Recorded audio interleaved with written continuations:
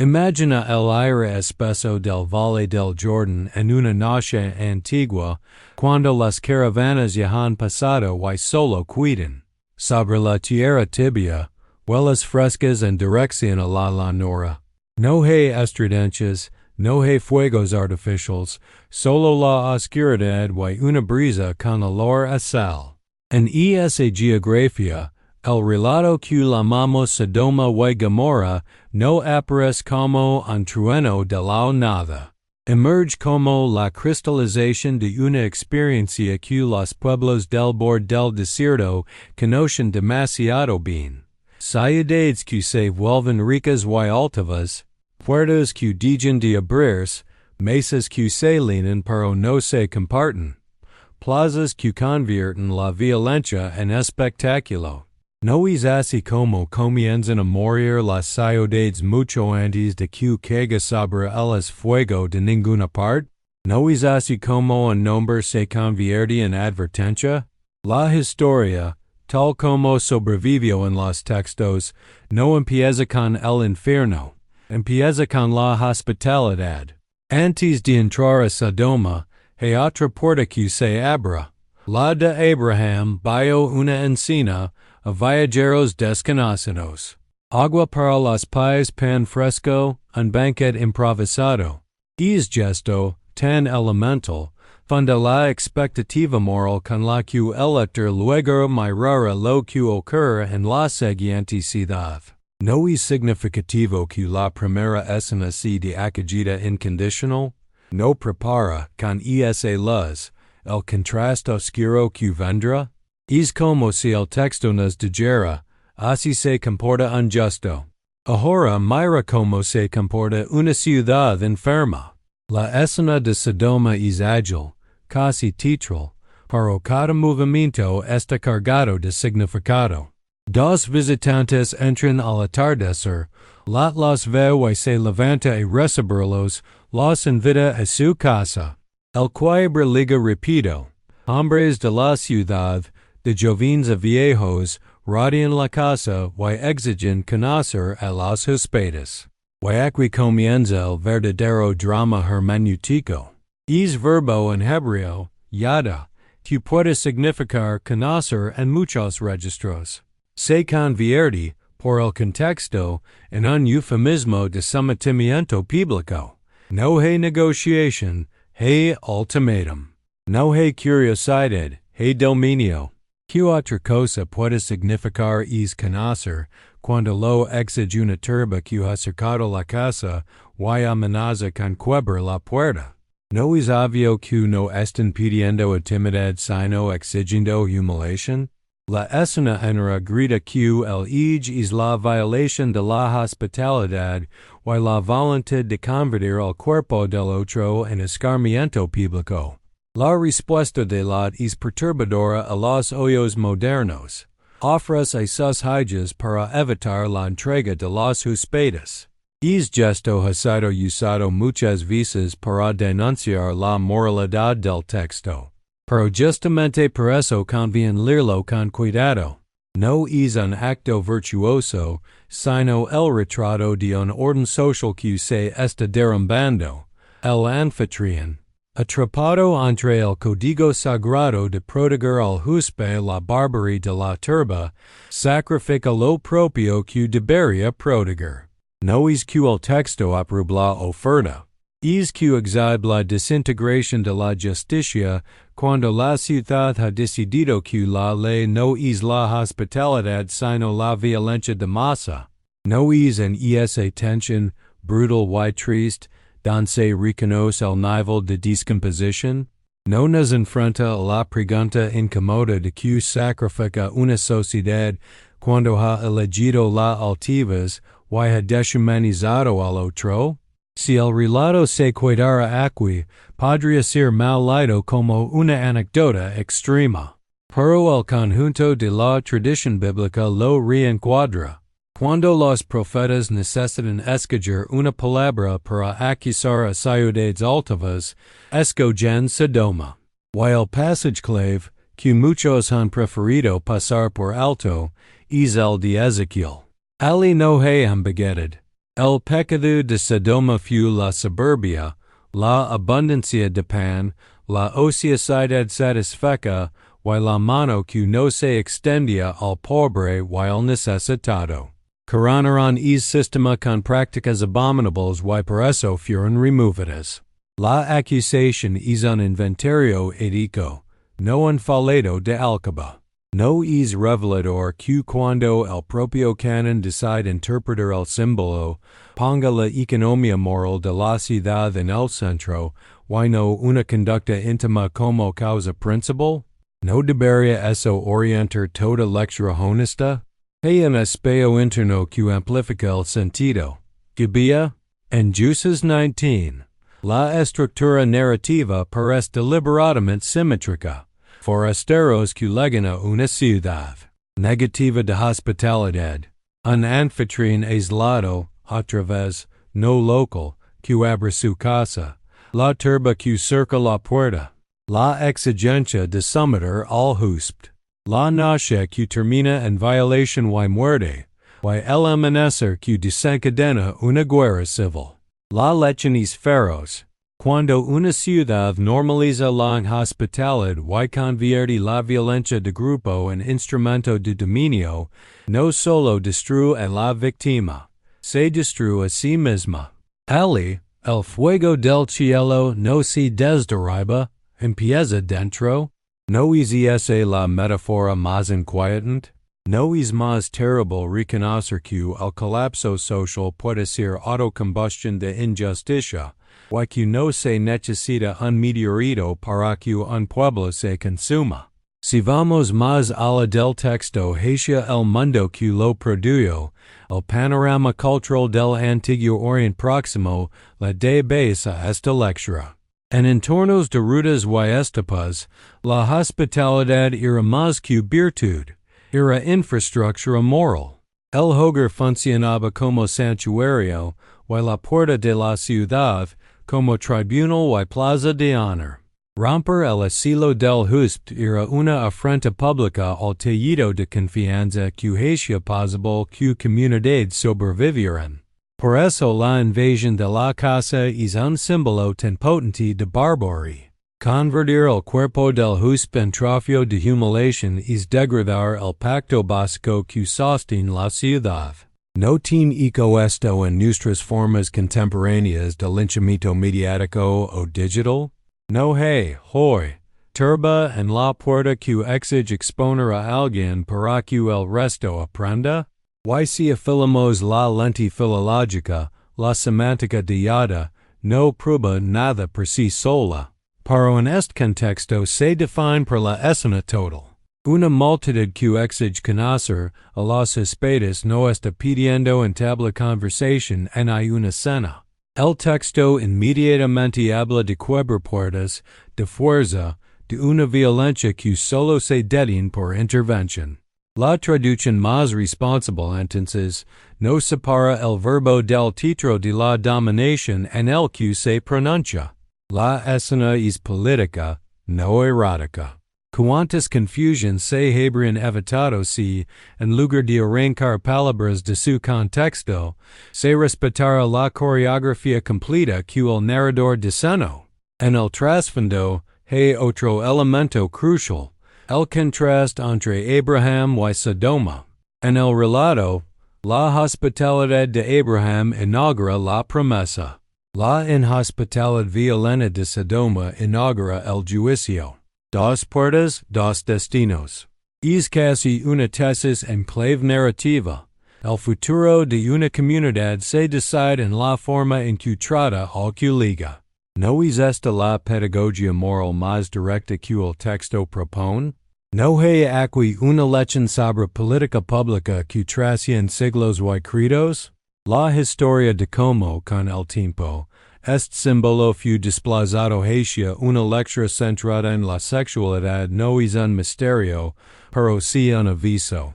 A medida que las iglesias construyeron sistemas normativos, resultó útil convertir a Sodoma en un emblema corto, un nombre que resumirá un catálogo de conductas prohibidas. Y esa operación retórica, sin embargo, modificó la balanza de prioridades.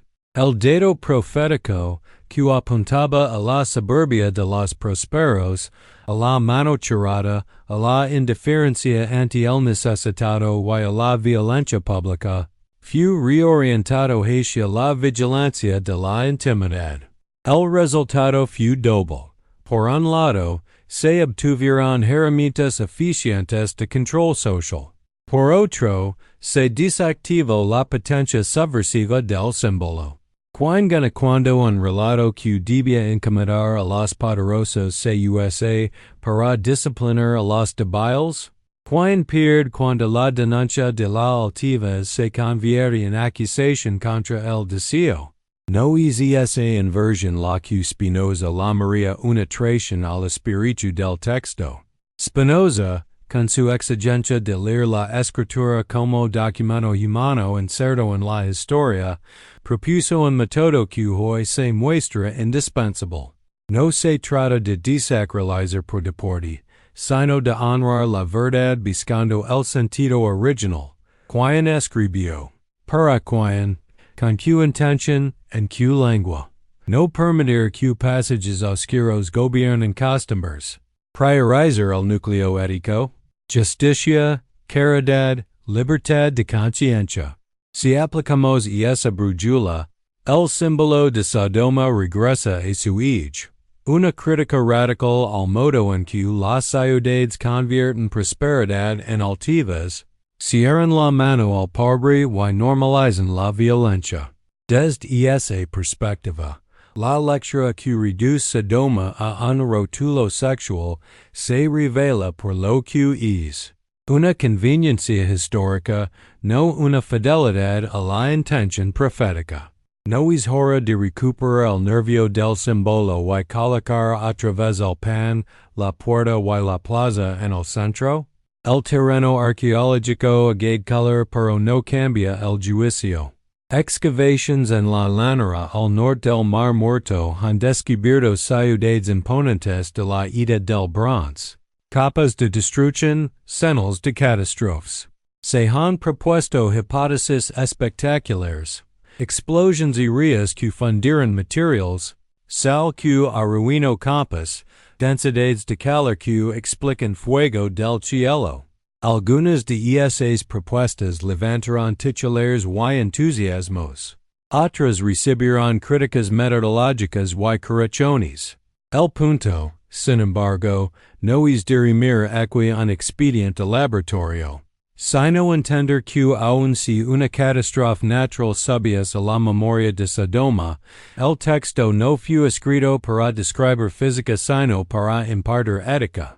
No necesitamos elegir entre ciencia y profecía.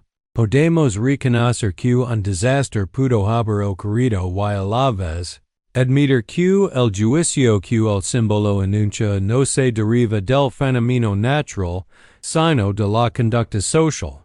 No es más honesto sostener esa doble verdad que forzar al suelo a teologias. La pregunta decisiva entonces es la que el propio Ezequiel formula en su catálogo. ¿Qué hizo Sodoma con su pan, con su tiempo, con su mano? Pan abundante convertido en orgullo. Ociosidad complacent erigida en signo de marido. Mano cerrada frente al pobre, al necesitado, al forastero.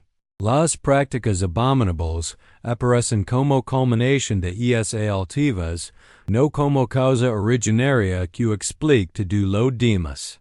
En el lenguaje profético, abominación no es una sola conducta. Es el nombre de cualquier acto que pervierte la justicia, cultos violentos, sacrificios que tapan sangre inocente, idolatrías de poder, dominación del débil. Reducir esa palabra a un único tema empobrece y manipula el sentido.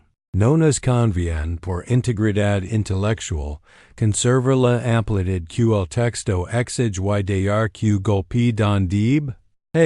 Además, una pedagogía histórica construida dentro de la propia Biblia que refuerza este enfoque.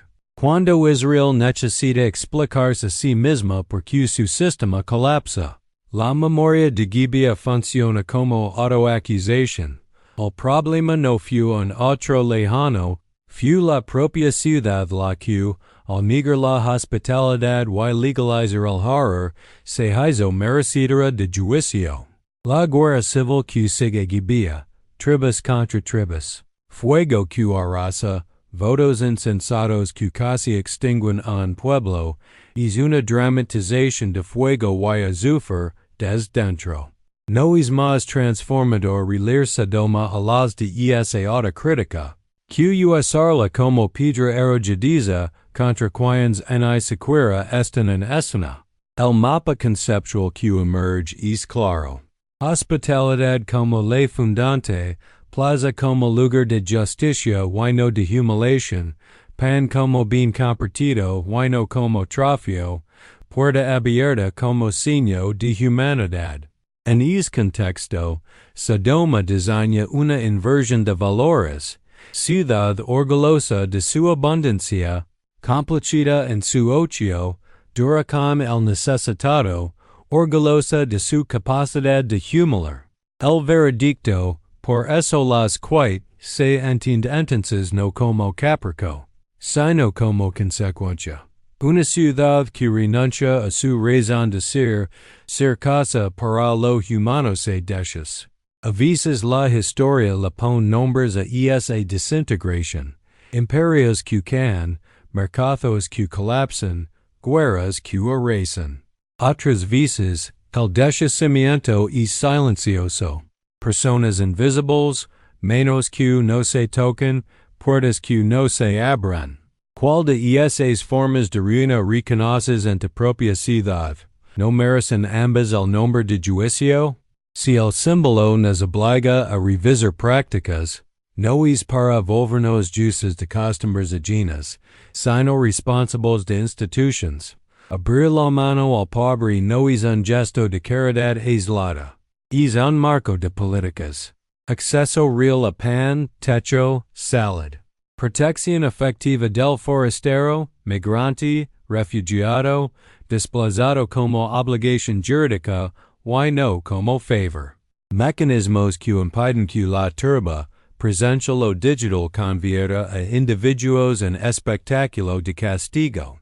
Desarmar la plaza como teatro de humiliación requiere revisar nuestros lenguajes y plataformas. ¿Cómo hablan nuestros medios? ¿Cómo actúan nuestras redes? ¿Quién se beneficia cuando una muchedumbre digital radia una cosa simbólica y exige conocer para escarmentar? ¿No es esa misma lógica la que el símbolo denuncia, solo que ahora con pantallas y no con antorchas? Tal vez la objeción más frecuente si no estamos suavizando el pecado al desplazar el foco. Ocurre lo contrario, lo estamos devolviendo a su escala. Es más sencillo vigilar alcabas que reformar mercados. Es más cómodo hablar de deseos que hablar de pan. Pero la ética profética insiste en lo que cuesta, altivas de los prosperos. Ociosidad orgullosa, mano churrada, violencia normalizada. Es más difícil de medir y más difícil de cambiar, pero es justamente eso lo que define la salud de una ciudad. Spinoza habría asentido. Una religión que manda por miedo y se aferra a pasajes oscuros produce súbditos. Una fe que se deja juzgar por la justicia produce ciudadanos libres. ¿Cuál camino queremos? ¿El de la obediencia sin conciencia o el de la conciencia que asume responsabilidades? Volvamos a la escena a través de la filología una vez más, porque allí se juega mucho. El narrador, al elegir conocer en boca de una turba, convoca un campo semántico que, atado al contexto, impide fantasias inocentes. El ofrecimiento de la encore repulsivo señala la inviolabilidad del husp en la ética de su tiempo. La intervención final, que impide la irrupción, revela que, sin freno, la ciudad se entregaría al espectáculo de la dominación. Y la imagen de la mañana siguiente, con destrucción que sí, no es solo la representación de una catástrofe, es la visualización exterior de un colapso moral ya consumado por dentro. No es el lenguaje universal del miedo cuando es justicia poética a realidades que la historia ordinaria no logra enderezar. En paralelo, el espejo de Gibeah recuerda que ningún pueblo está a salvo de verse en Sodoma.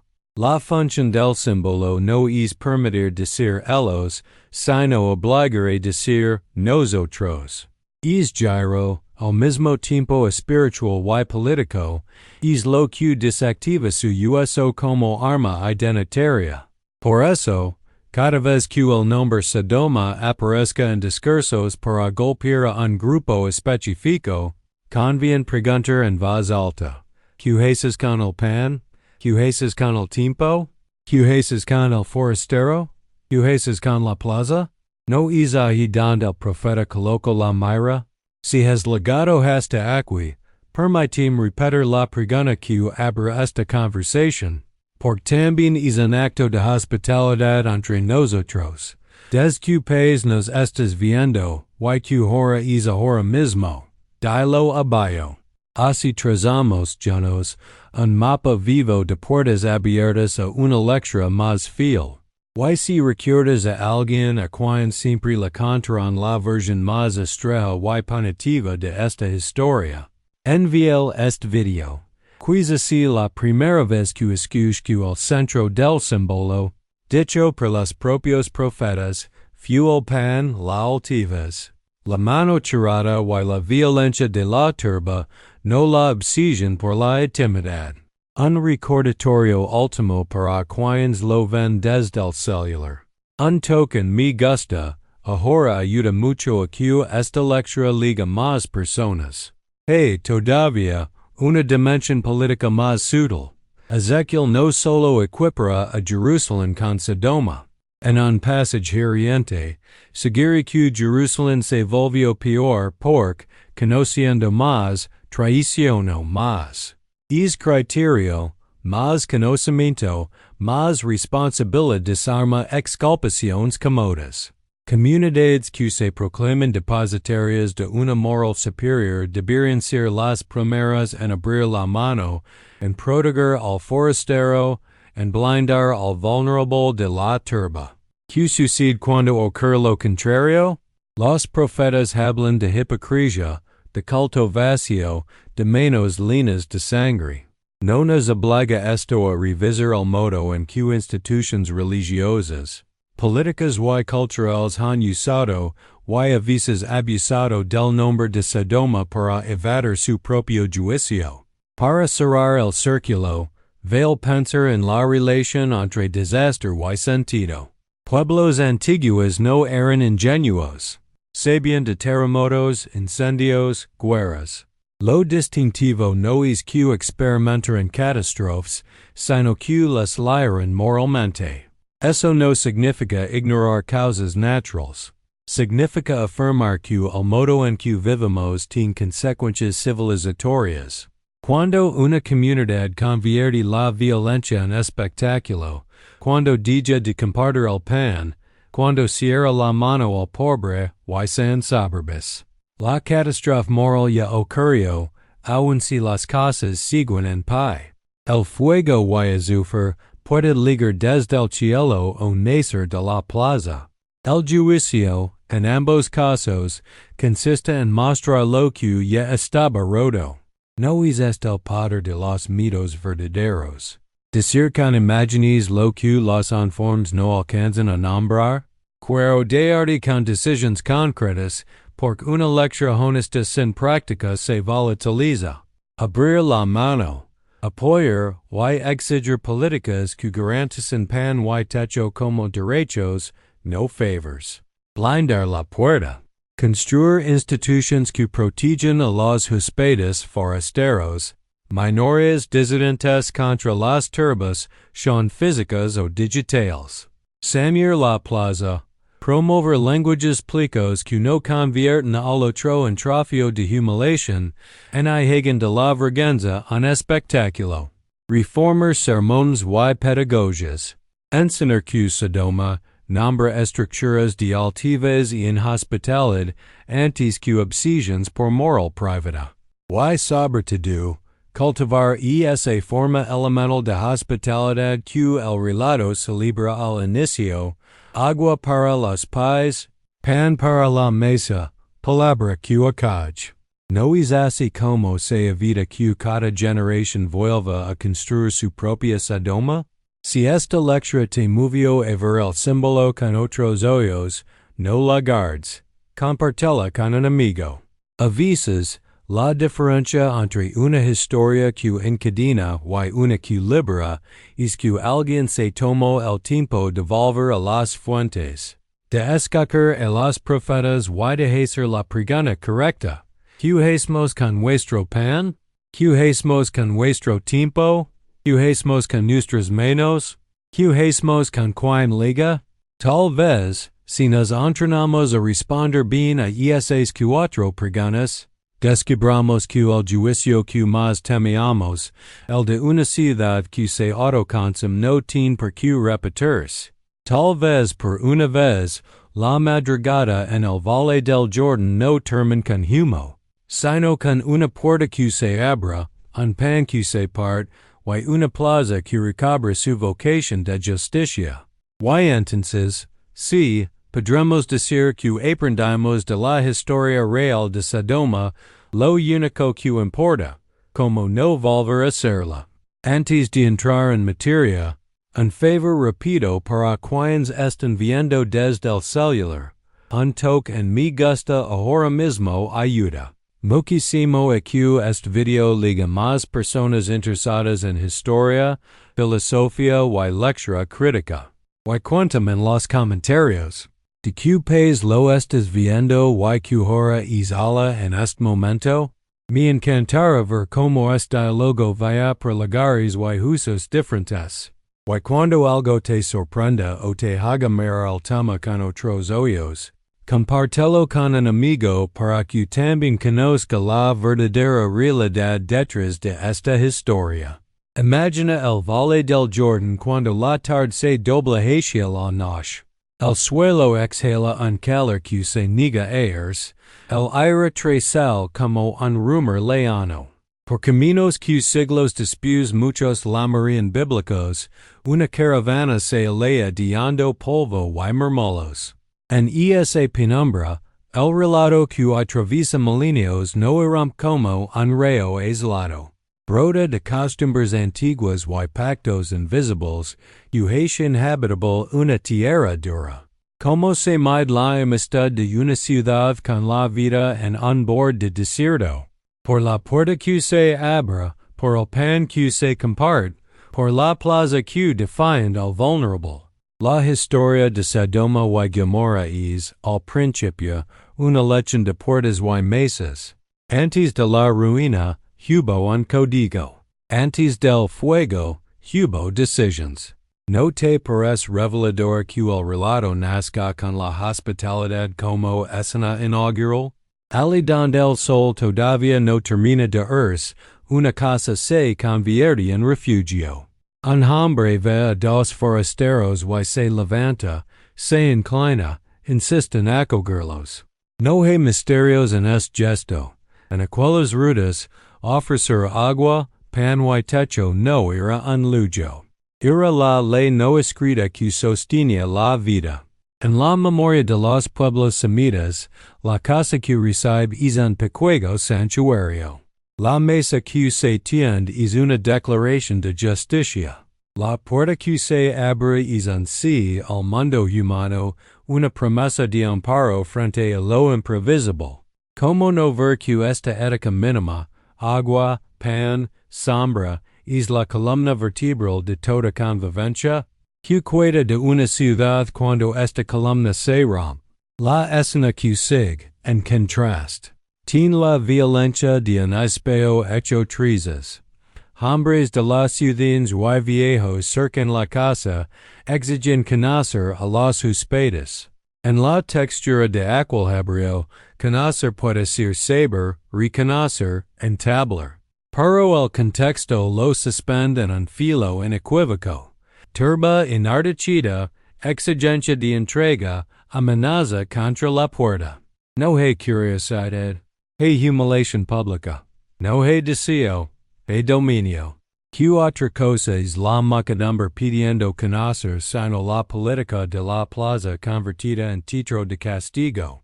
No adviertes que, antes de cualquier lectura moral privada, el relato denuncia la desintegración de la ley pública de hospitalidad?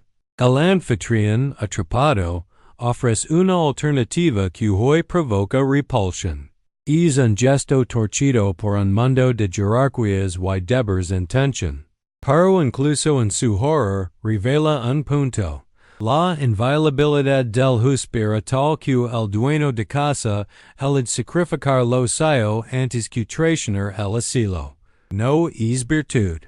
Es desesperación bio una ética rota. No muestra, de modo crudo, cuán profundo debía ser el pacto de acogida para que alguien se descarase. No sugiere que, en esa cultura, deshonrar al huésped era destruir la base misma del orden. Cuando el amanecer liga, en el relato, no en la geografía, trae la figura del juicio con imágenes de fuego y azufre. Pero si escuchas la respiración del texto, el veredicto no se reduce a pirotecnia celestial. Es una traducción dramática de un colapso ético. Ciudades que confunden abundancia con marido, que vuelven ociosidad orgullosa un estandarte, que cierran la mano al pobre y al forastero, que convierten la violencia de grupo en espectáculo. ¿No están ya quemados por dentro? ¿No es el fuego una forma de nombrar la combustión de la injusticia? Si el símbolo habla así, ¿por qué durante siglos nos concentramos en la ceniza y no en la hoguera que la hizo posible? Los profetas cuando toman esta historia como emblema, no digan dudas del foco. Hay una línea, dicha con voz de tribunal, que se ha intentado silenciar. El pecado de esa ciudad fue la soberbia, la abundancia de pan, la ociosidad complacida, la mano que no se extendió al necesitado. Coronaron esas altivas con prácticas abominables, y por eso fueron removidas. No es un catálogo de alcaba. Es un inventario social. ¿A quién incomoda esa claridad? ¿Quién prefiere repetir un eslogan sobre Sodoma, y no mirar el pan acumulado, la pereza orgullosa, el puño cerrado frente a la miseria? ¿No es más fácil fiscalizar actividades que redistribuir mesas? Si esa interpretación te parece moderna, hagamos la prueba del espejo interno. Otro relato, en un momento diferente y en una ciudad distinta, repite con escalofriante simetría la anatomía del horror. Gibeah. Un viajero extranjero, su compañera, la plaza negando albergue, un anciano forastero que, no siendo del lugar, compel el deber que el lugar olvidó, la turba cercando la puerta, la exigencia de someter al huésped, la noche chorando con violación y muerte, la mañana incendiando una guerra civil. Aquí no hay cataclismo del cielo. Hay combustible social directo. ¿No te parece que este espejo desarma cualquier tentativa de reducir la historia a una etiqueta sexual? ¿No enseña que el núcleo es la inhospitalidad convertida en violencia de masas? Esa pedagogia de espejos debuya una cadena. La hospitalidad de Abraham como luz, la inhospitalidad de Sodoma como sombra, la autocrítica de Israel en Gibeah como herida. Y por encima, la palabra profética cortando como cuchillo, orgullo de los satisfechos, pan guardado, ocho ensalzado, mano cerrada, prácticas abominables que no son un acto, sino una cultura que degrada. En es mapa, Sodoma no es un apellido que se lanza contra individuos, es un diagnóstico que se aplica a ciudades. ¿Que gana el discurso religioso cuando olvida esto? Q pierd la vida pública cuando sus símbolos más poderosos son domesticados para controlar cuerpos y no para reformar plazas. Detengámonos en la pregunta por el mundo que engendró este símbolo. Trazos de geografía. La llanura bien regada por el Jordán, rutas de caravaneros, ciudades estado de la edad del bronce que respiraban comercio, almacenage, templos, puertas abiertas a forasteros o cerradas, segna el ánimo. En es passage, la hospitalidad no es floritura, es contrato social. A tal punto lo es, que traditions huiles en toda la región codifican el asilo, el amparo del husp, la inviolabilidad de la mesa. La casa, en esa cultura, es una extensión de la persona. Asaltarla es atacar el rostro. La puerta de la ciudad, más que un umbral, es un lugar de juicio. ¿Qué significa entonces que la turba se congregó precisamente allí, a las puertas, para exigir espectáculo de humiliación? Significa que la justicia ha sido desarrollada por el show de la fuerza. ¿No te recuerda algo del presente, don plazas físicas o digitales se convierten en escenarios de escarmiento? Ahí es donde una clave filológica, utilizada con honestidad, es justicia a la escena. El verbo conocer, si se lee aislado, invita a debates anacrónicos. En su título original, pronunciado por una multitud que cerca una casa, sugiere un acto de dominación pública. No es identidad, es arma. No es deseo, es mensaje. La humiliación sexual como política de la plaza, tan documentada en guerras y conquistas del Antiguo Oriente, serve para aquiebrar el honor del otro. No es exactamente eso lo que el relato quiere mostrar. ¿Qué es una ciudad cuando se embriaga con su propio poder? ¿Why no queda el lector emplazado a decidir si su ciudad, hoy, bebe de esa copa? La pregunta inevitable surge. Si es el age. ¿Cómo y por qué se fio durante siglos otro foco? La respuesta no está en un único momento, sino en una trama de necesidades históricas.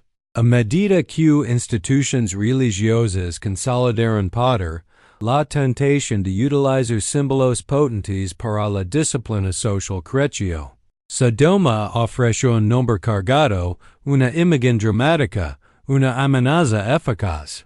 Convertido en consigna sexual, permitió trazar líneas simples, definir adentro y afuera, premiar obediencias privadas mientras se daban intactos privilegios públicos. ¿Quién pagó el costo? Los débiles, los distintos, los que no tenían voz. ¿Quién salió indemne? Precisamente aquellos a quienes el símbolo, en su lectura profética original, debía incomodar, los satisfacos que confundían pan con marido, ocio con virtud, poder con justicia. ¿No te parece una inversión peligrosa, además de injusta?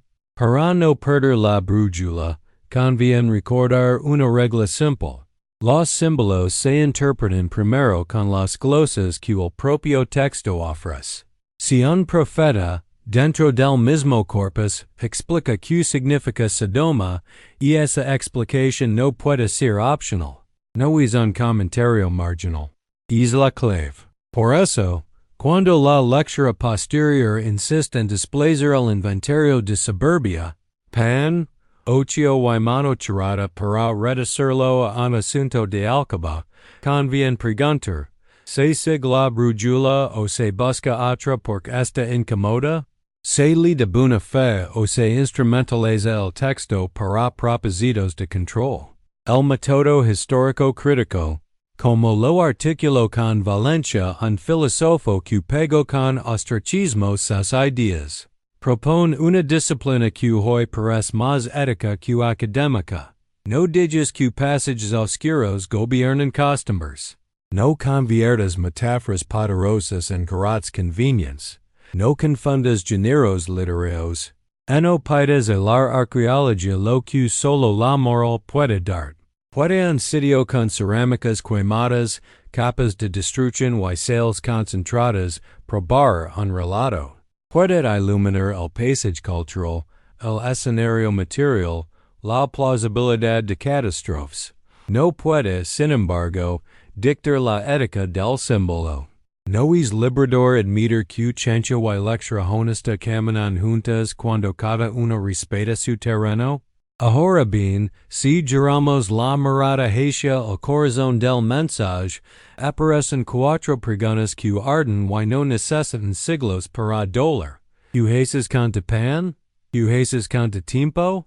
¿Qué haces con tu mano? ¿Qué haces con quien liga? Estas preguntas, que resuenan desde la sala de una casa en la llanura antigua hasta los parlamentos y barrios de hoy, operan como examen sin adornos. El pan, abundancia convertida en derecho exclusivo o compartida como justicia, define una ciudad. El tiempo, ocio que serve para la altivez o para la generosidad la desnuda. La mano, cerrada por miedo y soberbia o abierta por deber y compasión la revela. El huspt, el extranjero, el diferente, el vulnerable, es la vara de medir su humanidad. ¿No es de una sencillez brutal? Why no entendemos por qué durante siglos se prefirió una lectura que evitara este examen? Cuando la historia de Gibeah reaparece como espejo, remata la lección con un golpe. No se necesita otro para caer. Basta con dejar de cumplir la hospitalidad y convertir la plaza en arena de humiliación. El decimos, una nación enfrentada a sí misma, votos insensatos, incendios, pérdidas irreparables, es un fuego que no se de fuera, brota de dentro. No adviertes como, a veces, las ciudades modernas repiten es reloj de arena? No vivimos guerras de todos contra todos en pequeñas dosis, alimentadas por ocios orgullosos, panes guardados, manos cerradas, turbas digitales? ¿Qué falta para llamar eso sin metáforas, culpa pública? En este punto, te pregunto de nuevo. ¿Por qué me importa la geografía humana de esta conversación? ¿Desde qué país lo estás viendo y qué hora es ahora donde estás? Anótalo abajo. Es un gesto pequeño que transforma este tema antiguo en un mapa vivo. Y si recuerdas a alguien a quien siempre le cantarán Sodoma como un eslogan punitivo, compartel este video.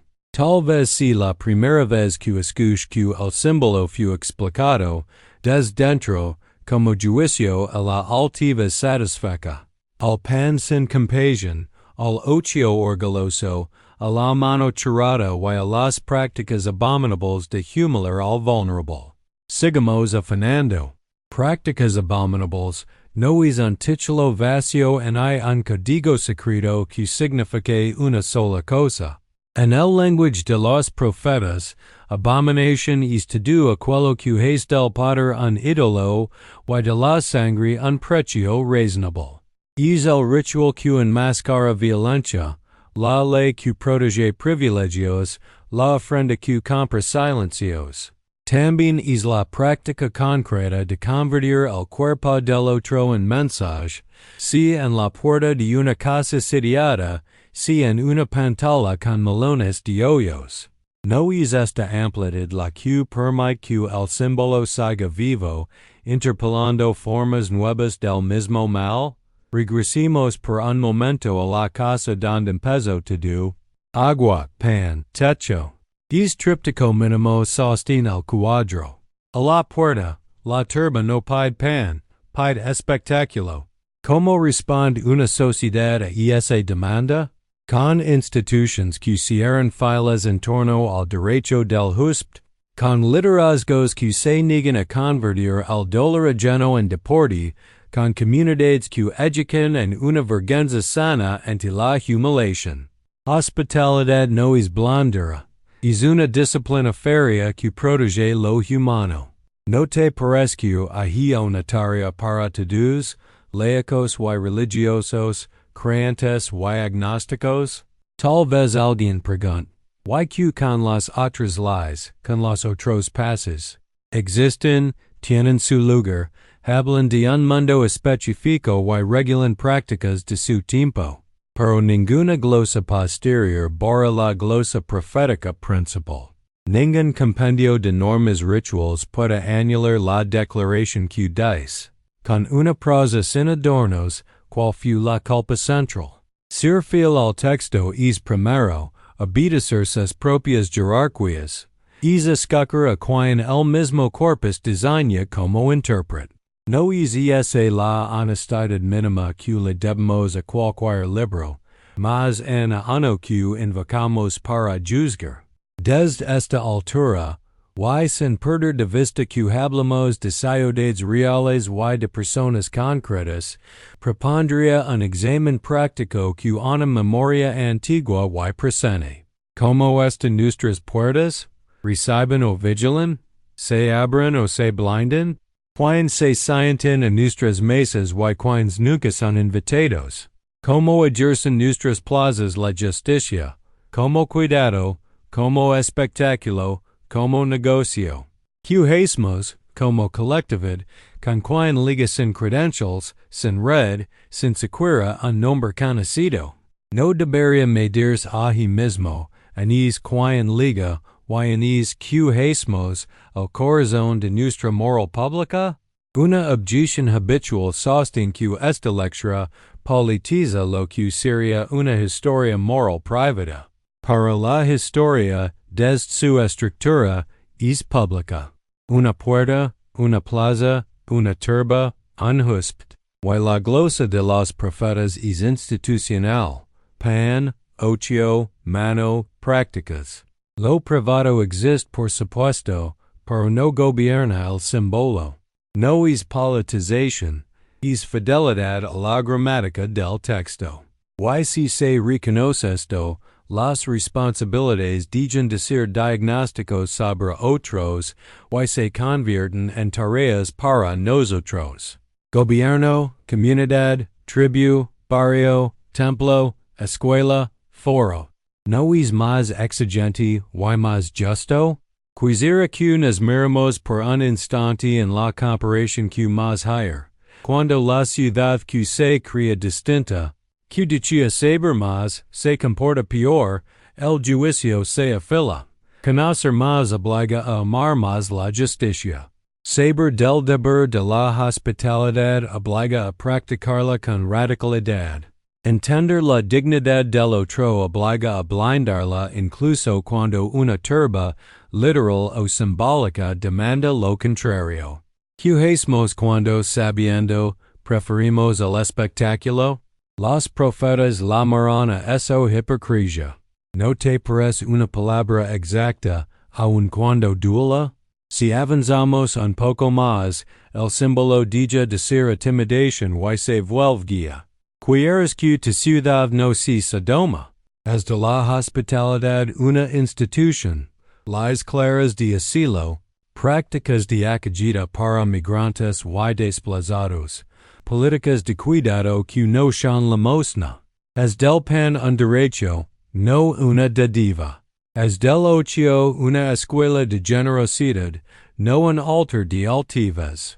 Cierra la plaza al espectáculo de la humillación y abrela a procesos de justicia que reparen sin deshumanizar. ¿No es esta la traducción contemporánea más honesta del viejo relato?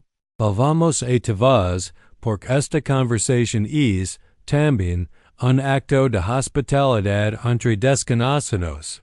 Desde que pez lo estás viendo y que ahora es ahora mismo, escríbelo. Y piensa en alguien a quien quieras bien.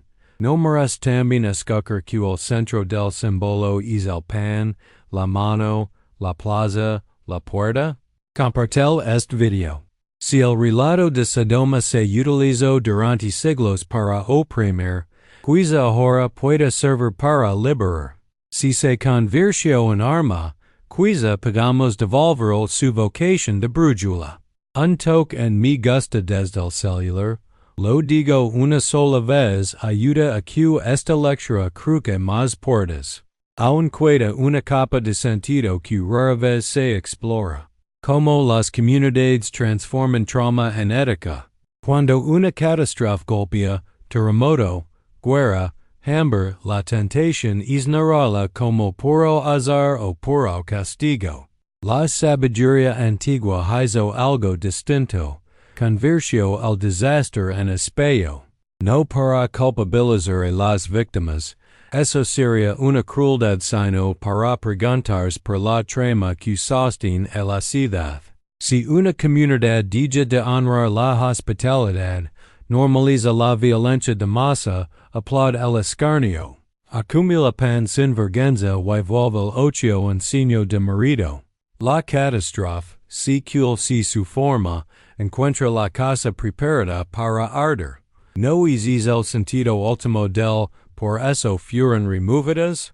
No porque un reo caprichoso caera, sino porque el tejido se había podrido, y ya no podía sostenerse. Quizá la imagen que mejor resume esta lectura es simple. Dos puertas.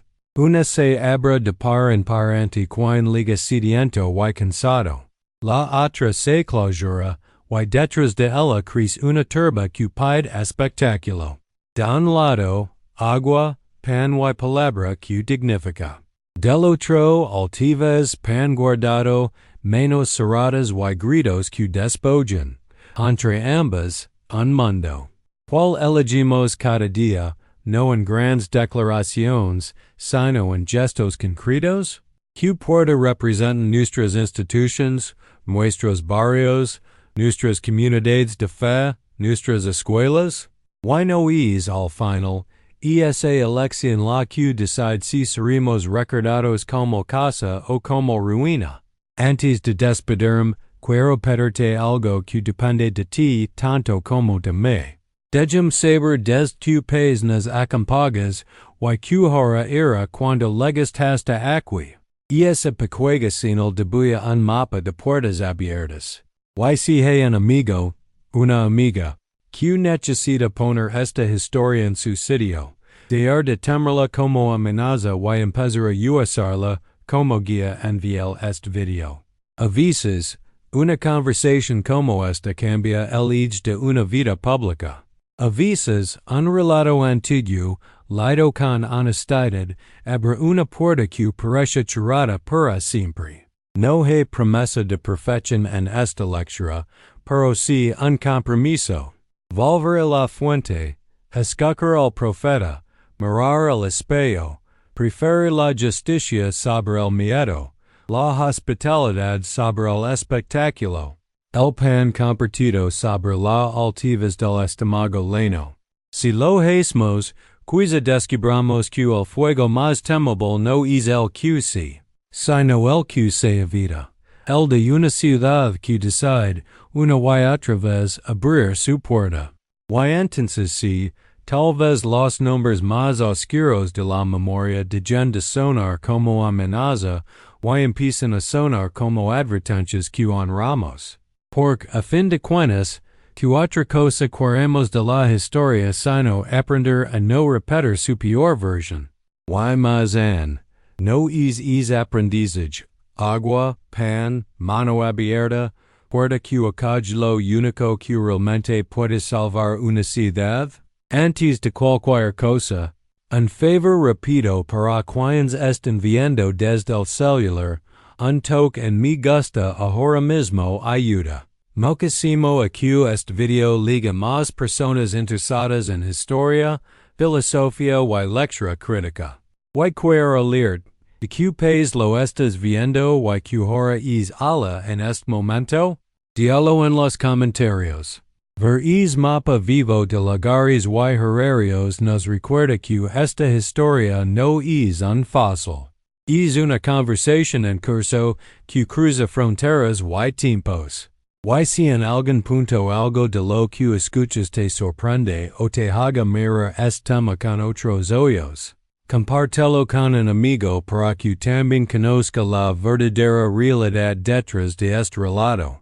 Imagina la llanura del Jordan en una tarde que Las se gasta sobre un suelo cargado de sal.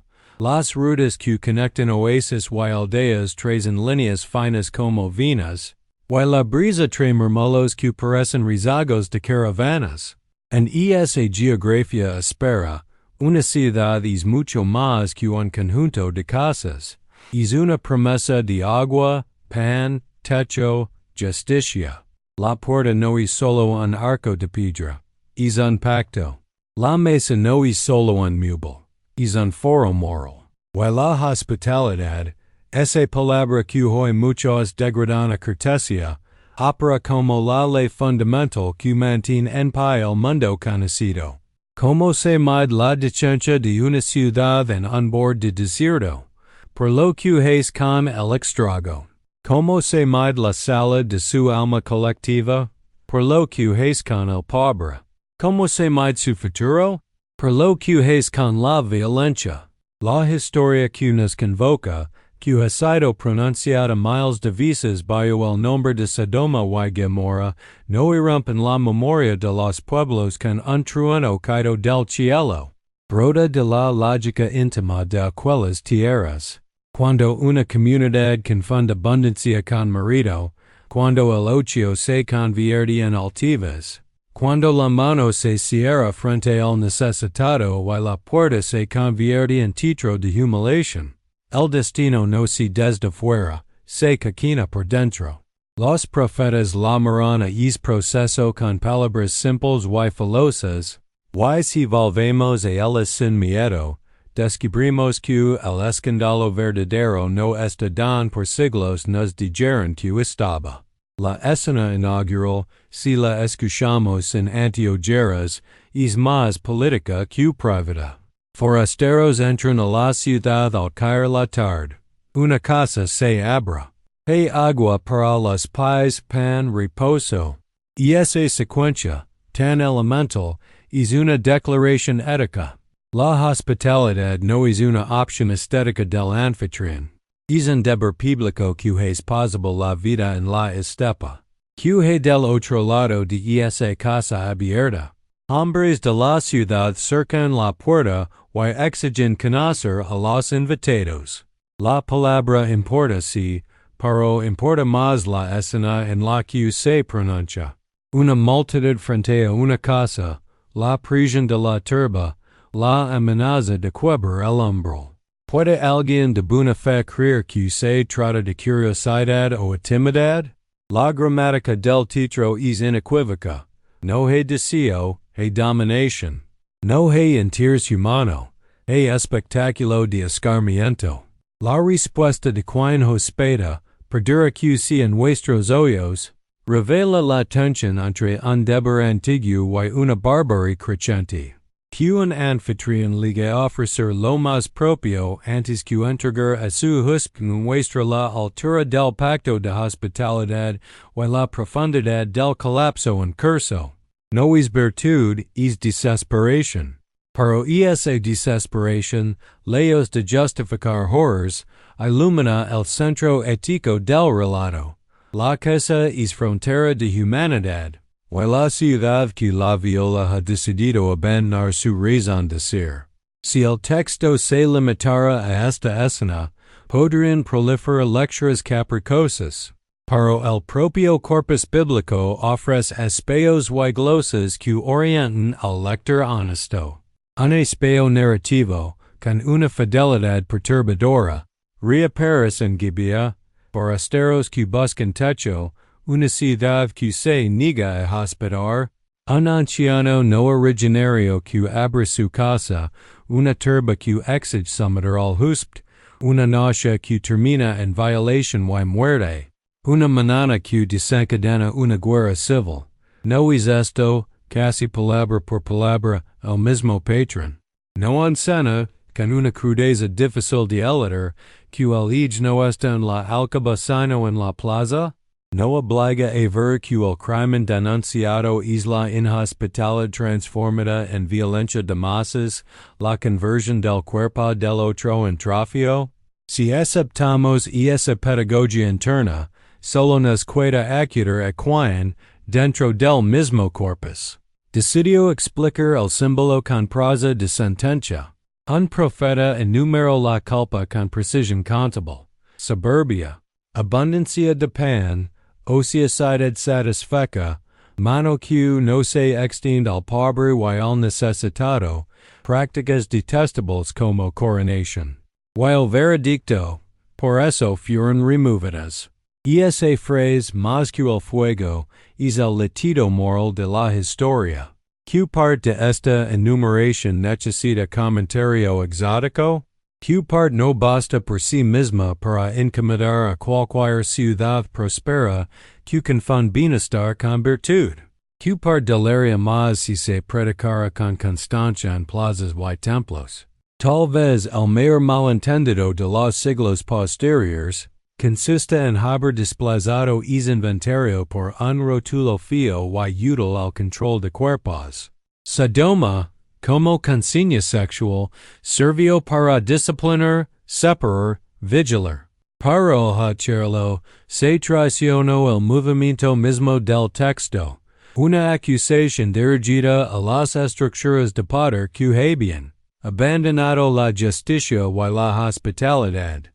Quien ganó con el desplazamiento? Los satisfechos, los que se ahorran la vergüenza de oír su nombre en el banquillo. Quien perdió? Las víctimas de sistemas que dan carta blanca a la turba, a la burla, a la humiliación. Y además, quienes fueron marcados con el insulto derivado de ese nombre, aunque su vida no tuviera nada que ver con la plaza de la violencia. No es hora entonces de devolver el símbolo a su sitio, no por capricho moderno, sino por fidelidad al texto? Detengámonos en la ética de la puerta y de la mesa, porque ali se decide to do. En contextos de rutas inciertas, el husp es la prueba de fuego de una comunidad. Dar agua para los pies, partir pan, ofrecer sombra, y proteger al umbral son gestos mínimos que, sumados, constituyen una infraestructura moral. Esa infraestructura, cuando funciona, protege a todos. Nativos y forasteros, poderosos y débiles, conocidos y extraños. Cuando se quiebra, nada queda a salvo. Una ciudad puede tener murales y riquezas. Si su puerta no honra el asilo, está allí a la intemperie. Nos sentimos hoy esa intemperie en lugares donde se aplaude el linchamiento simbólico, donde se normaliza la burla del vulnerable, donde el diferente es exhibido para ganancia de la multitud. Hablamos, entonces, de violencia como espectáculo. La turba que cerca la casa no puede conversar ni negociar. Demanda un acto público que envía un mensaje. Aquí decidimos nosotros que cuerpos nos pertenecen. Es el código no escrito de la humiliación. Anula al otro como sujeto, y lo convierte en objeto de enseñanza. La violación en este contexto no es erotismo, es política. Las crónicas del Antiguo Oriente conocen esa lógica en guerras y conquistas. Quebramos tu honor. Somos dueños de tu destino. El relato bíblico la denuncia en la plaza misma de la ciudad. Sin soldados extranjeros hay enemigos externos. La violencia que debería repelerse se volvió costumbre dentro de casa. No hay aquí un espejo para tiempos en que el linchamiento es trending topic. La deshumanización es entretenimiento y la humiliación pública se ven con publicidad. El espejo de Gibeah extiende el juicio hacia adentro. No hace falta otro para volver Sodoma. Basta con dejar de cumplir el deber de la hospitalidad y de la justicia. Cuando la historia continúa y derivan las guerras tribales, se ve el fuego que no viene del cielo, brota del odio interno, del voto irreflexivo, de la venganza, del orgullo herido. Esa combustión interna es la que el miedo del fuego y azufre traduce en imágenes. No es una negación del desastre externo. Es una declaración sobre el desastre moral que lo antecede. No ese lectura la más útil si lo que queremos es aprender y no solo temer. La filologia, bien usada, no destruye el símbolo, lo afianza. Conocer, en la escena, no necesita ser estirado más allá de lo que el contexto dicta. Prácticas detestables, en labios proféticos, no necesita ser reducido a un listado que sirva solo a un tipo de disciplina. Es un término sombrilla que abarca todo acto que degrada la justicia. Idolatrías que cubren asesinatos, rituals que enmascaran injusticia, lies que prodigan privilegios y prácticas que normalizan la humiliación. Cuando siglos de lecturas recordarán término para convertirlo en un sinónimo de un único tema. Hicieron del símbolo un bisturi para la carne ajena y una venda para la propia conciencia. ¿No es más honesto recuperar la amplitud que el texto impone? No se trata, sin embargo, de una operación puramente textual. La historia pide implicaciones concretas.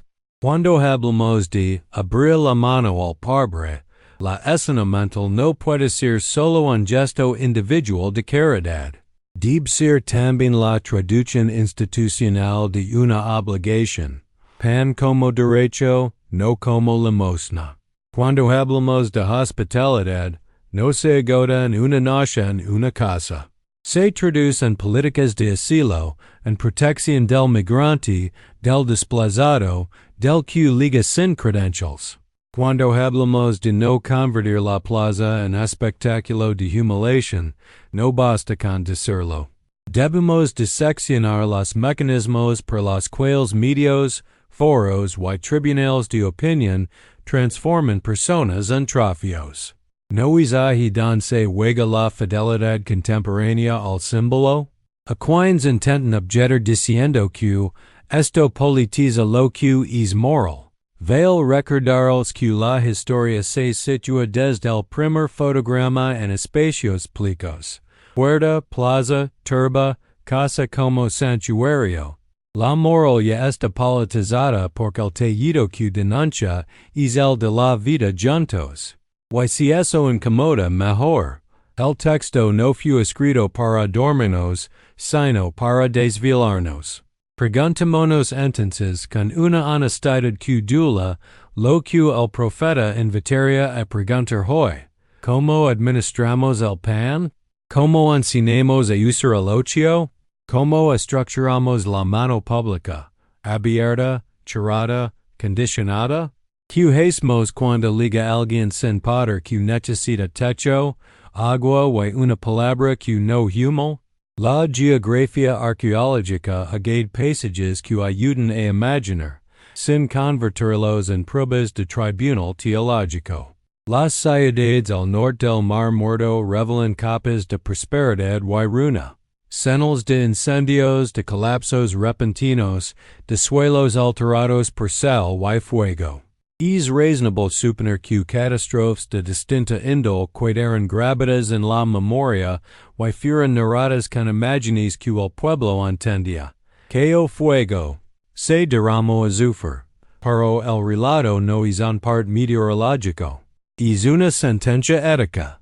Aun si en día un laboratorio describiera con precisión la dinámica de la catástrofe, la historia seguiría juzgando por la forma en que una ciudad trató al débil, al justo y al diferente. ¿No te parece liberador separar, sin divorciar, lo físico de lo moral? Vayamos a lo que más cuesta. Admitir que las tradiciones religiosas en distintos momentos tomarán este símbolo y lo usarán para vigilar cuerpos, al mismo tiempo que ignoraban su filo contra la altivez. Es reconocimiento no busca atacar la fe, sino purificarla. Una fe que tem el examen de su fidelidad al texto termina protegiendo su poder, no su verdad. Una fe que dice que el profeta Abel, aunque la accuse, puede reformarse. Que sería, por ejemplo, ser fiel a Ezequiel hoy, ser los primeros en abrir la mano, en proteger al forastero, en oponerse a la turba, en lamar abominación a toda práctica que degrade a los vulnerables, incluso si la cuesta capital simbólico en nuestras institutions. No es la religión que incluso un crítico de las supersticiones podría respetar. A estas alturas quiero saber de ti. Desde que país nos estás viendo y que ahora es ahora mismo. Dilo ahí abajo. Veréis mapa de voces hace que esto no sea un sermón unidireccional, sino una mesa larga. Y piensa ahora en alguien a quien estimas. No te gustaría que también escuchara esta lectura, que devuelve el símbolo a su age y le quita el felo a los usos más lascivos. Compartel este video. Una conversación honesta a veces basta para reordenar ecos de mala pedagogia. Sigamos. El catálogo de culpa que trazo el profeta no es una secuencia azarosa, altivas. Pan, ocho, mano, prácticas. La altivez convierte la prosperidad en credential de superioridad. La abundancia de pan sin compasión, generológicas de acumulación que deshumanizan al que no tiene. La ociosidad, celebrada como mérito, olvida que el tiempo de descanso, cuando está divorciado de la solidaridad, produce ceguera moral. La mano cerrada institucionaliza la indiferencia. Las prácticas abominables son el resultado. La violencia como espectáculo, el culto a un poder que exige víctimas, la ley que protege al fuerte. Es encadenamiento no necesita glosas sofisticadas, pide decisions. Que en nuestra ciudad se aceptan que ahí está el examen, reformularían presupuestos, reescribirían currículos, reeducarían templos. La literatura de espejos, con guía a la cabeza, obliga a un examen en más urgente. Cuando el mal anhelado viene de afuera, el pueblo se siente víctima. Cuando el mal reproducido viene de adentro, el pueblo se descubre agente. En el segundo caso, la salida no es el chivo expiatorio, es la reforma. La guerra civil que seguía, con sus votos imprudentes y crueldades en cadena, muestra que no hay cataclismo mayor que el que fabrican comunidades que se negaran a frenar la primera turba. Que reformas reales frenan hoy a nuestras turbas? Que marcos de justicia les dicen no a los espectáculos de humiliación? Alguien podría preguntar, ¿y el fuego y azufre? Mientras debatamos fenómenos naturales, el símbolo continúa cumpliendo su función, advertir. El texto se expresa con imágenes máximas para nombrar lo inaceptable. A veces, los pueblos necesitan ver arder lo que ya ardía para entender que estaba en llamas. Es una pedagogia drástica, no un manual de geología. Si traducimos esa pedagogia en nuestro idioma, que sería fuego hoy, la queda de un sistema de salud que niega pan y refugio, la erosión de una justicia que avala a la turba, el colapso de una educación que encena altivas, la desaparición de la hospitalidad en un mar de pantalas que celebran escarmientos. Esos incendios ya están aquí. No necesitamos esperar meteoros. Tal vez la traducción más fiel del símbolo sea la más simple. Nunca conviertas el cuerpo del otro en mensaje. Nunca normalices una plaza que humil. Nunca hagas del pan una credencial. Nunca uses tu ocio como trofeo. Nunca cierres tu mano cuando alguien golpea tu puerta. Quien vive así, aunque no lo sepa, honra la hospitalidad que el relato protege.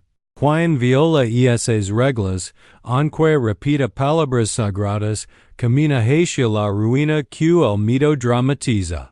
No es tranquilizador, y a la vez demandante, que la guía sea tan clara. Miramos la forma en que la historia misma se vuelve maestra. Primero, ponlas. Una escena de hospitalidad generosa. Segundo, expone sombra. Una ciudad que cerca una casa, exigió dominación y convirtió la fuerza en show. Tercero, glosa el sentido con la voz de un profeta y un inventario de culpas. Cuarto, ofrece espejo. Guía, para que nadie cree que se trata de ellos y no de nosotros. Quinto, advierte, el fuego sigue la desintegración interna. Y esa estructura no es un accidente literario. Es un proceso de enseñanza que atraviesa siglos. Que haríamos si la siguiéramos como currículo en nuestras comunidades, en nuestras escuelas, en nuestras decisiones públicas? Regresemos a una imagen que parece humilde y contento, lavar pies. En un mundo de polvo y caminos, lavar pies era iniciar la dignidad del huésped. ¿Qué sería lavar pies hoy? Puede burocracias que humilan al que busca refugio. Desmontar sistemas de atención que tratan al vulnerable como un mero. Instaurar protocolos que protegen a la persona cercada por la turba. Enseñar a niños y niñas que la puerta abierta es una institución, no un favor. Entrenar a quienes tienen micrófono para que se nieguen a convertir la vergüenza en espectáculo. Es el nivel de traducción que el símbolo exige. No hemos hablado en de la línea que más higher a quienes se serían inmunes. Jerusalén, te hiciste peor que Sodoma. Traducido, cuanto más presumes de verdad, más obligado estás a practicar justicia. La hipocresía, para los profetas, no fue una falta menor, fue la abominación que legitimó las demas. Es gyro lastima, y deb, porque impide usar el símbolo para acusar sin examiners. Que institutions, que comunidades, que personas deberían leer esta frase como si fuera su nombre propio. A todo esto, permíteme insistir en el gesto que hace de esta conversación algo más que palabras. Desde que país la estás viendo y que ahora es ahora mismo, ponlo a bio. Y piensa en alguien concreto, un familiar, un colega, alguien de tu comunidad. No te gustaría que se enterara de que el corazón del símbolo no fue el dormitorio, sino la mesa, la puerta, la plaza, la mano? Compártelo con esa persona. Un solo envío puede poner a rodar una lectura más fiel y más humana. Quiero ahora imaginar contigo cómo se ve una ciudad que aprendió la lección. Se reconocen sus puertas, abiertas a quien liga, con marcos de protección que no se rompen frente a una turba. Se reconocen sus mesas, pan como derecho básico, no como favor conditional. Se reconocen su ocio, cultura y descanso que se traducen en generosidad, no en altivez. Se reconocen su mano, abierta, firme, con las que sostienen al débil. Se reconocen su plaza, justicia que repara sin espectáculo, deliberación sin linchamiento. ¿No queríamos vivir ahí? ¿No vale la pena ajustar nuestros discursos y políticas para movernos hacia ese retrato? Hablamos de lo que duele asumir. Que muchos hemos repetido nombres como armas. Sodoma se volvió insulto. Con ese insulto se lastimó a personas que no hicieron otra cosa que existir. Con ese insulto se cerraron puertas que debieron abrirse. Se justificaron exilios interiores. Se disimuló la altivez de los satisfechos con el brillo de una moral supuesta. Pedir perdón es un acto pobre si no viene acompañado de cambio. El cambio aquí es devolver el símbolo a su tarea original. Juzgar sistemas que deshumanizan y convocarnos a prácticas que dignifican. ¿No es esta una reparación mínima y justa? Un último apunte sobre cómo leemos. Una hermenéutica honesta comienza por reconocer la intención del texto y por escoger a sus propios intérpretes internos. Prosigue mostrando paralelos que confirman temas, no arrancando frases para armar dogmas oportunistas. Continue respetando géneros literarios, evitando que las culticas gobiernen símbolos proféticos. Acepta, además, que la arqueologia ofrece contexto, no salvoconductos dogmáticos. Y se pregunta, al final, equian serve una lectura y equian dana. Con esa metodologia, la historia vuelve a hablar con voz nítida. ¿No te parece, además de correcto liberador? Si list hasta aquí, quiero dar las gracias con algo más que cortesía, con un gesto de confianza. Esta conversación exige valencia, porque toca fibras que durante mucho tiempo se encogieron de miedo. Te pido que la cuides. Que no la uses para humilar a quien piensa distinto, que no la conviertas en arma contra personas, que la transformes en responsabilidad sobre sistemas. Compartela con quien pueda hacer algo. Un maestro, una líder comunitaria, alguien en la administración pública, alguien que programa contenidos. Si estás en el celular, un token me gusta, ahora, lo digo solo esta vez es que todo esto viaje más lejos. Quiero cerrar con imágenes sensibles que digan poco margen para las excusas. Dos puertas, una que se abra, otra que se cierra. Dos manos, una que se extiende, otra que se guarda. Dos panes, uno que se comparte, otro que se vuelve motivo de orgullo. Dos plazas, una que protege, otra que humilla. Dos ciudades, una que se viva, otra que arde por dentro mucho antes de cualquier relámpago. ¿Cuál quieres habitar? ¿Cuál estás ayudando a construir con lo que dices, con lo que compartes, con las leyes que apoyas, con las prácticas que toleras? La historia real de Sodoma no se escribió para que nadie durmiera tranquilo apuntando a otros. Se escribió para que despertemos a tiempo y elijamos, juntos, el lado correcto de la puerta. Dejémonos de esos signos de que no estamos hablando al vacío. Tu pez y la hora en que llegas hasta el final. Y piensa ahora mismo en esa persona con quien vale la pena compartir. Hazlo.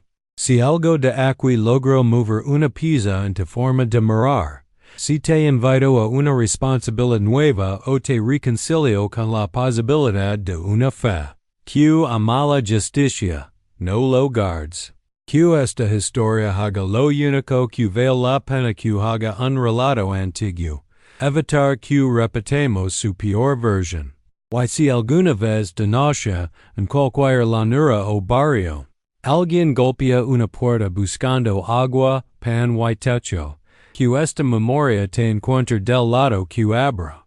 No es, al fin y al cabo, eso lo que significa haber entendido.